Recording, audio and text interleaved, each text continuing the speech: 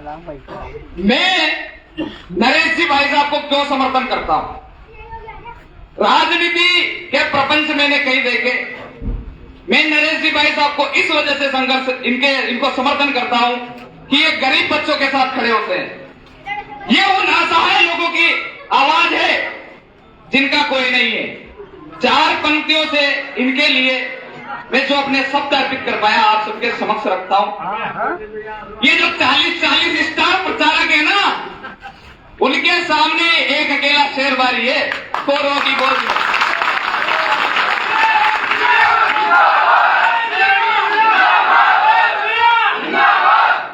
कि त्राहिमाम के जो शोर चारों ओर, कि त्राहिमाम होने लगा चारों ओर, किसानों के हित का हितकारी फिर आया है।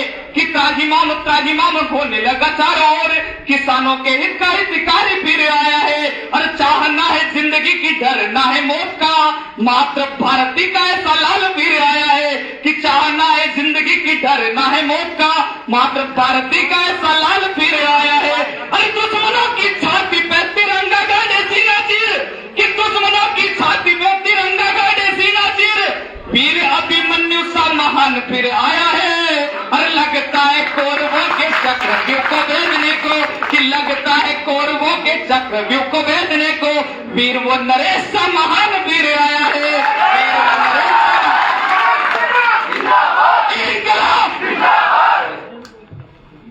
अब आप ही के गांव के हमारे साथी 2 शब्द बोलेंगे। हमारे बीच में नरेश जी भाई साहब पधारे हुए हैं और इनका आदरणीय सब गांववासियों से मेरा निवेदन है कि मैं कृष्ण मुरारी पंडित इनको मेरी तरफ से भारी धन्यवाद देता हूँ आप सभी की ओर से। और ये आपके बीच में आए, ये बड़ा सौभाग्य की बात मानता हूँ। भारी मतों से इन्हें विजय बनाकर घोषित किया जाए, यही मेरे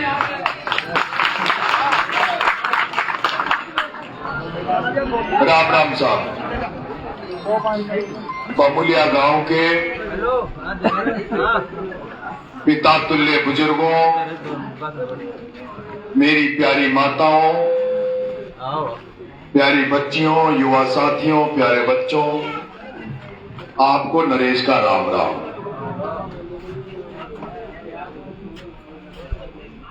चुनावी प्रचार में आपके गांव आया हूं और जिस तरह का जन समर्थन आशीर्वाद आप गांव वालों ने मुझे दिया है, उससे मुझे उम्मीद है कि मैं इस गांव से जीत के निकलूंगा, जिस तरह से आप सबने मेरा आशीर्वाद मुझे दिया है।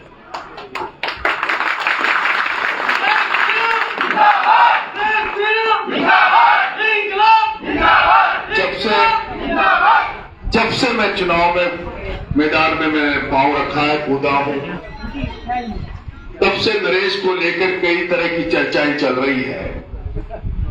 सामने वाले प्रत्याशी भी कमियां ढूंढने का प्रयास कर रहे हैं। उन प्रत्याशियों के जो साथी हैं वो भी कमियां ढूंढने का प्रयास कर रहे हैं कि नरेश में ऐसी कोई कमी ढूंढो जिससे इसका जो कारवां बढ़ता जा रहा है, इस कारवे को रोका जाए। तब उनके पास केवल मेरी एक ही कमी नजर आती है, मेरी उनके पास केवल एक ही कमी नजर आती है, और वो कमी जो है वो ये कमी एक ही बताते हैं वो कि नरेश में कोई कमी नहीं है, किसी तरह का दाग नहीं है, लेकिन नरेश में एक कमी है, वो गुस्सा बहुत करता है, गुस्सेल है। और इसलिए मेरे मिलने वाले मेरे शुभचिंतक भी कहते हैं कि गुस्से को कंट्रोल करो, गुस्सा करो। लेकिन मेरे किसान भाइयों, मैं आपसे निवेदन करना चाहता हूं, आपके चरणों में दंडवत होकर आपसे कहना चाहता हूं कि पर्वत सी हो गई पीर पिघलनी चाहिए, पर्वत सी हो गई पीर पिघलनी चाहिए, हिमालय से गंगा निकलनी चाहिए। हंगामा खड़ा करना मेरा मकसद नहीं, पर मेरे हाड़ोती के किसानों की भी तकदीर और दिशा बदलनी चाहिए।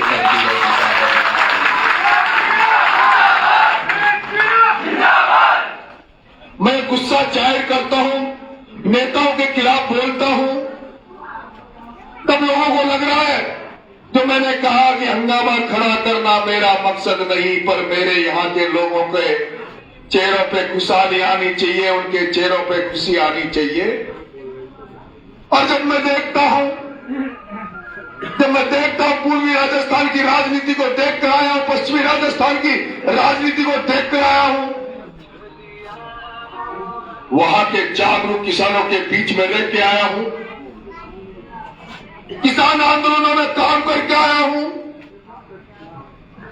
जब दिल्ली में, देश में किसानों पर काले कानून लादे जा रहे थे, तब पंजाब और हरियाणा का किसान जब दिल्ली को घेर कर दिल्ली की सड़कों पर बैठा था, तब इस हालती से केवल एकमात्र नरेश मीणा भी उस आंदोलन में दिल्ली की सड़कों पर बैठा था, दिल्ली की सड़कों पर किसानों को बैठा था। मैं जिस दिन लाल किले पे किसानों ने झंडा फहराया, उस झंडा फहराते समय भी नरेश मीणा वहां खड़ा था, नरेश मीणा वहां मौजूद था।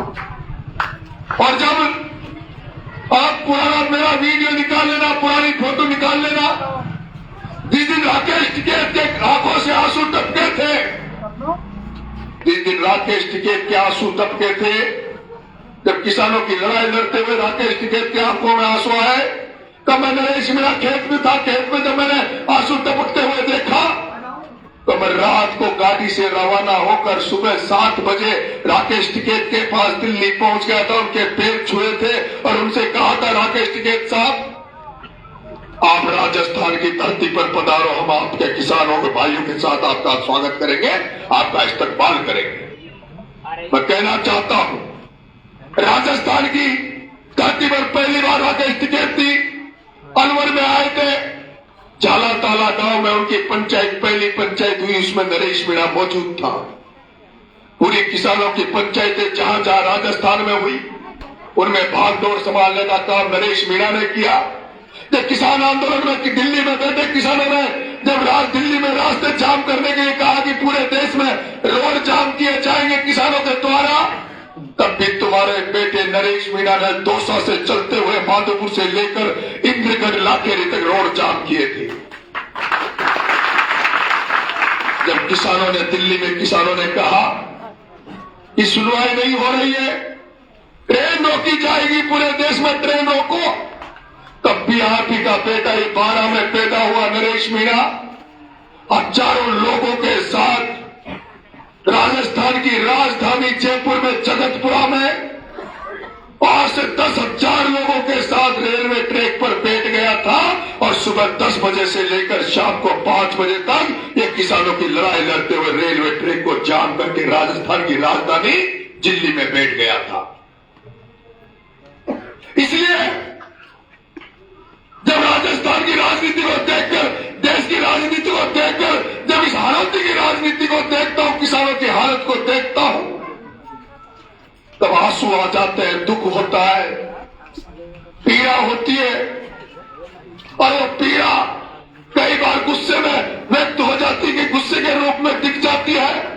जब दुख होता है, जब पिपलोदी में 7 बच्चे भ्रष्टाचार की भेंट चढ़ जाए और जब कोई नेता उनकी सुनवाई नहीं करे, कोई उनके परिजनों का दुख दर्द बांटने नहीं जाए, तब नरेश मीणा को गुस्सा आता है। और गुस्सा जाहिर है जब नरेश मीणा कहता है कि या तो वसुंधरा जी उन बच्चों के साथ न्याय कर दो, नहीं तो वसुंधरा और दुष्यंत तुम्हें घुसने नहीं दूंगा। और इतना सा कहने पर मुझे 40 दिन जेल में डाल दिया। इतना सा कहने पर मुझे 40 दिन जेल में डाल दिया गया। समरावता में पर पूरा गांव बहिष्कार करके बैठा था, एक एसडीएम दादागिरी कर रहा था, उस एसडीएम का इलाज क्या कर दिया, ओम बिरला ने और सारे बड़े नेताओं ने मिलकर 8 महीने नरेश मीणा को जेल में डाल दिया। एक व्यक्ति जो समाज सेवा करते मैंने कई देखे हैं, आपके गांव में किसी को 151 में बंद करा दो, 151 में बंद होने के बाद भी वो समझौता करने लग जाते हैं।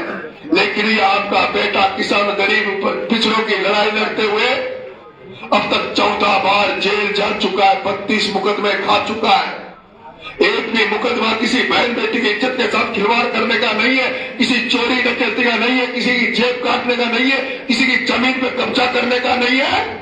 नरेश मीणा में तो 32 मुकदमे लगे, 14 बार जेल गया, तो जनता के हितों में गया, जनता की लड़ाई लड़ते हुए गया। आज जात पात से ऊपर उठकर, पार्टियों से ऊपर उठकर, दलीय राजनीति से ऊपर उठकर आज आपका बेटा सर्व समाज का आशीर्वाद लेने इस जनता की सड़कों पर निकला है। भगत सिंह का नारा, इंकलाब का नारा लेकर निकला हूं। जब देश आजाद नहीं हो रहा था, कई वर्षों तक लड़ाई चल रही थी अंग्रेजों से, और 23 साल के बच्चे को लगा कि देश की जनता को जगाने के लिए बलिदान देना पड़ेगा, त्याग करना पड़ेगा, देश में क्रांति पैदा करनी पड़ेगी। तब 23 साल के बच्चे भगत सिंह ने एक नारा दिया था इंकलाब का। इंकलाब का मतलब होता है क्रांति, बदलाव। और इसीलिए अंता की धरती पर जो राजनीति सड़ गई, गल गई, जिन नेताओं ने राजनीति को धंधा बना लिया, पैसे कमाने का व्यवसाय बना लिया, उनके खिलाफ लड़ रहा हूं। राजनीति को बदलना चाहता हूं। ये जो राजस्थान हाड़ौती में जो व्यवसायीकरण की राजनीति हो गई, इन दंगा सेठों से, इनके हाथों से राजनीति को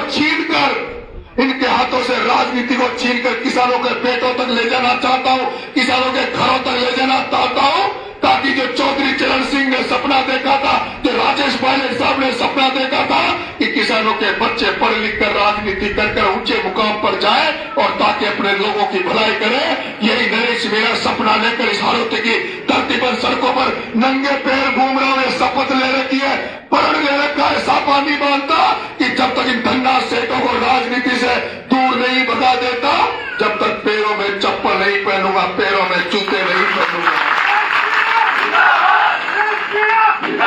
आज आप देख रहे होंगे, पहली बार टीवी पे नाम चलने लग गए, खबरें चलने लग गई।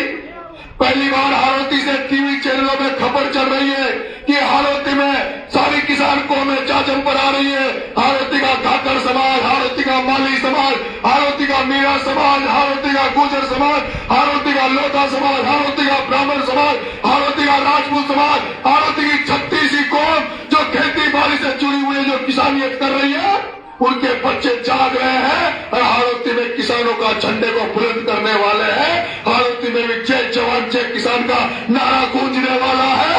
हाड़ौती में भी किसानों के बेटे अब केवल खेतों तक सीमित नहीं रहेंगे, अब किसानों के बेटे खेतों से निकलकर काम धंधे भी करेंगे, सड़कें भी बनाएंगे, फैक्ट्रियां भी चलाएंगे, फैक्ट्रियों के मालिक भी बनेंगे। केवल राजनीति करने का अधिकार ओम बिरला, प्रमोद जैन, भाया प्रताप सिंह भी तक सीमित नहीं रहेगा। केवल ओम बिरला, प्रमोद जैन, भाया प्रताप सिंह के बच्चों तक सीमित नहीं रहेगा। उस राजनीति को नरेश मीणा किसानों के घरों में ले जाना चाहता है। दुर्भाग्य की बात है, दुर्भाग्य की बात है, ओम बिरला तीसरे नंबर की देश की गद्दी में बैठा लोकसभा स्पीकर है। प्रमोद जैन भाया 2 बार का मंत्री रहा, सारे पदों पर ये बैठे हैं, लेकिन उसके बावजूद भी ऐसा क्या कारण है कि हाड़ौती के किसानों को फसल बीमा का 1 रुपया नहीं मिलता? ऐसा क्या कारण है कि ओम बिरला लोकसभा स्पीकर, प्रमोद जैन भाया 2 बार का मंत्री, उसके बावजूद भी हाड़ौती के किसानों को फसल बीमा का 1 रुपया मिलता नहीं है? क्या कारण है? जब सर्दी की फसल का बोने का समय आता है तो हाड़ौती के किसानों को खाद की लाइन में लगना पड़ता है। 1200 का कट्टा 1800-2000 में मिलता है, वो भी अटैचमेंट के कारण मिलता है। क्या कारण है ऐसा कि रेगिस्तान में इंदिरा गांधी नहर आ जाती है? क्या कारण है कि बरसों पहले रेगिस्तान में इंदिरा गांधी नहर आ जाती है? क्या कारण है कि 5 साल पहले चर्चा में आया ERCP का बांध 5 साल में नौनेरा बन गया, इसरदा बन गया, खेतों में पानी जाने की तैयारी हो रही है, और हम जब से पैदा हुए, जब से बड़े हुए, तब से सुन रहे हैं कि अकाउंट डैम बनेगा, परवन की वर्ग परियोजना बनेगी और सूखे हुए खेतों में पानी पहुंचेगा, लेकिन आज दिन तक उस परवन वर्ग परियोजना खेतों तक नहीं पहुंच रहा। क्यों नहीं पहुंच रहा है? क्योंकि हमारे नेताओं को किसानों से मतलब नहीं, किसानियत से मतलब नहीं, उनको तो व्यापार से मतलब है। और चाणक्य ने कहा था, बूढ़ा साहब कहते हैं, चाणक्य ने कहा था जब अगर जिस दिन व्यापारी को राजा बना दोगे, जिस दिन व्यापारी राजा बन जाएगा उस दिन जनता भिखारी बन जाएगी। और मैं हालत में यही देख रहा हूं, जो व्यापारी थे वो राजा बन गया और जनता भिखारी बनकर घूम रही है, किसान भिखारी बनकर घूम रहे हैं। मैं आपसे निवेदन कर रहा हूं, मैं चुनाव जीतूंगा हारूंगा मुझे नहीं पता, चुनाव जीतूंगा। अगर चुनाव जीत गया तो तुम्हें बता दूंगा कि विधायक कैसा होता है, विधायक कैसे काम करता है। और अगर हार गया तो तुम याद करोगे इस दिन को, याद करोगे कि कोई किसान के घर में पैदा हुआ, कोई किसान के घर में पैदा हुआ नरेश नाम का लड़का हमें जगाने आया था, हमसे गलती हो गई, ये मौका है, ये मौका है बदलाव का। अगर इस समय नहीं बदला तो ये जो लोग बैठे हैं कुंडली मारकर अभी ये राज कर रहे हैं, फिर इनके परिवार वाले राज करेंगे। कितना बड़ा दुर्भाग्य है, कांग्रेस की 12 सीट आती है, बीजेपी की 13 सीट आती है और उसके बावजूद भी उर्मिला जैन जिला प्रमुख बन जाती है कांग्रेस से। ऐसा क्या कारण है कि कंवरलाल मीणा विधायक बनता है बीजेपी से और दोनों दिल्ली में और राजस्थान में सरकार बीजेपी की है, उसको तो जेल में डाल दिया जाता है। लेकिन प्रमोद जैन भाया पे 18 मुकदमे दर्ज है, उस पर भ्रष्टाचार के आरोप लगते हैं। भरत सिंह जी कुंदरपुर साहब जो ईमानदार सिद्धांतों की राजनीति करने वाले आज हमारे बीच में नहीं है, भ्रष्टाचार के आरोप लगाते लगाते मर गए। लेकिन प्रमोद जैन भाया के ईडी सीबीआई नहीं आती, उसको जेल में नहीं डालते। कोई किसान का बेटा अगर खड़ा होता है, बोलने की प्रयास करता है तो उसको जेल में डाल दिया जाता है, उस पर लाठियां बरसाई जाती है। जैसे नरेश मीणा को जेल में डाला वैसे ही एक पप्पू धाकर ने, एक छपरा में पप्पू धाकर, एक धाकर समाज के बेटे ने यह गलती कर दी। गलती ये कर दी कि धाकर समाज बीजेपी को ज्यादा सपोर्ट करता है, इसलिए उसने बीजेपी से छपरा से टिकट मांग लिया। उस पप्पू धाकर ने गलती ये कर दी कि उसने बीजेपी से टिकट मांग लिया, इसलिए प्रताप सिंह सिंघवी ने दोनों हाथ पांव तुड़वाकर और उसको खाट पे डाल दिया। ये गलती पप्पू धाकर ने करी। जो पप्पू धाकर ने गलती बीजेपी में करी, वही गलती नरेश मीणा ने कांग्रेस में रहकर करी कि नरेश मीणा ने आवाज को बुलंद किया, टिकट मांग लिया, तो प्रमोद जैन भाया ने नरेश मीणा को जेलों में डलवा दिया, जेलों में मुकदमे लगा दिए। इसलिए मेरे किसान भाइयों एक तो होना पड़ेगा, जैसे प्रमोद जैन भाया प्रताप सिंह सिंघवी एक हो जाता है, जैसे ओम बिरला शांति धारीवाल एक हो जाते हैं, तो तुम किसान भाई एक क्यों नहीं होते? तो इन गोरे, ये पहले गोरे अंग्रेज 250 की संख्या में आकर पूरे देश को गुलाम बना गए और ये 4 व्यापारी पूरी हालती को गुलाम बनाकर बैठे, आपस में लड़ाकर बैठे। ये तो मीणा को छोड़ो, चाहे मीणा का छोरा का वोट दे देगा तो मीणा लाठियां देगा, मीणा ऐसा करेगा। मैं कह रहा हूं 5 उंगलियां 4 की नहीं होती। हर जाति धर्म में अच्छे आदमी भी होते हैं, हर जात धर्म में बुरा आदमी भी होता है। मैं तो एक ऐसे संस्कारी घर में पैदा हुआ हूं, ऐसे खानदानी पटेल के घर में पैदा हुआ हूं जिस घर में 30 साल से सरपंचायत चल रही हो, पंचायत राज चल रहा हो। आपका कोई रिश्तेदार केरवालिया में हो, मोटपुर में हो, गौघाट के आसपास आपका कोई रिश्तेदार नातेदार हो तो मेरे परिवार के बारे में, मेरे खानदान के बारे में पूछ लेगा कि नरेश मीणा, जिसके पास इतनी ताकत होने के बाद भी, इतने युवा साथी होने के बाद भी, वो नरेश मीणा आज भी किराए के मकान में जयपुर में रहता है। अगर नरेश मीणा चाहता तो जयपुर में भी नरेश मीणा के पास हजारों बीघा जमीन होती, हजारों करोड़ की जमीन होती। इसलिए मेरे किसान भाइयों, एक चुनाव नहीं है, ये जन जागरण अभियान है, जन जागृति अभियान है, किसान क्रांति को लाने वाला चुनाव है। आशा करता हूं 2.5 साल के लिए, 2.5 साल के लिए सब चीजों को भूलकर आप 2.5 साल के लिए, आप 2.5 साल के लिए इस बेटे को मौका देंगे। अगर 2.5 साल के लिए मौका दे दिया तो मैं 2.5 साल के लिए मौका दे दिया। सामने मंदिर है, सामने मंदिर है, मंदिर के सामने शपथ लेकर कह रहा हूं, सामने मंदिर है, मंदिर के सामने शपथ लेकर कह रहा हूं कि चुनाव के रिजल्ट आने के बाद, आचार संहिता लगने के बाद आपका बेटा नरेश मीणा अभी तो नंगे पैर गाड़ी में बैठ के आया है। उसके बाद